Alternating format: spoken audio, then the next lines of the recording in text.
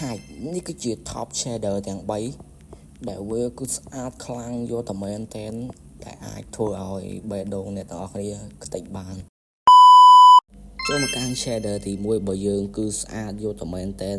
ទាំង3 shader គឺគ្មាន shader ណាអន់ជាង shader ណាទេអ្នកទាំងអស់គ្នាមើលអូយយឺមែនហ្មងណាខ្ទេចបេះដូងអស់នេះគ្នាយើងអើយគ្រាន់តែឃើញ shader អស់ហ្នឹងគឺថាខ្ទេចបេះដូងយកតែមែនតែនមកអានេះគ្រាន់តែជា shader ទី1ទេមកលេងមើលមកឡើងស្អាតយកតែមែនតែនហ្មងវាដូចទៅនឹង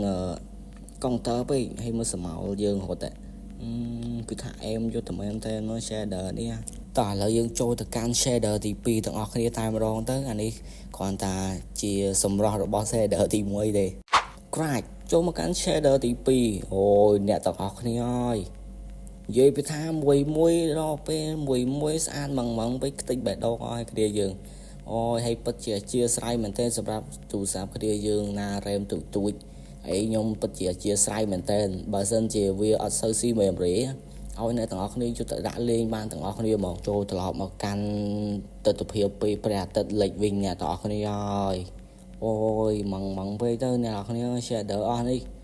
វាស្អាតវាកន្លែងទាស់មកវាដូចទៅនឹងកុងទ័រពេកហ្មងលេខមួយលេងចេញមកឡើង clean យកមែនតែនចឹងហ្មងហើយមិនខ្ទេចបេះដូងអ្នកមើលអស់ហ่ะក្រាចចូលមកកាន់ shader ទី3ជា shader ចុងក្រោយអ្នកទាំងអស់គ្នាអាចមើលបាន shader ចុងក្រោយនេះអ្នកទាំងអស់គ្នាយកវាបូកបញ្ចូលគ្នា2 mod ហ្នឹងគឺថាមើល result បានអ្នកទាំងអស់គ្នា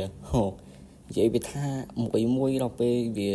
ស្អាតម៉ងពេកទៅខ្ទេចបេះដូងអស់និយាយមែនបេះដូងប្រេះស្រាលដោយសារ shader ទាំងអស់ហ្នឹងហើយ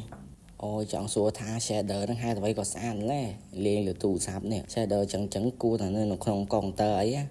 តានេះយើងយកមកលេងទូរស័ព្ទនេះអូឲ្យតែទូរស័ព្ទយើង RAM ធំ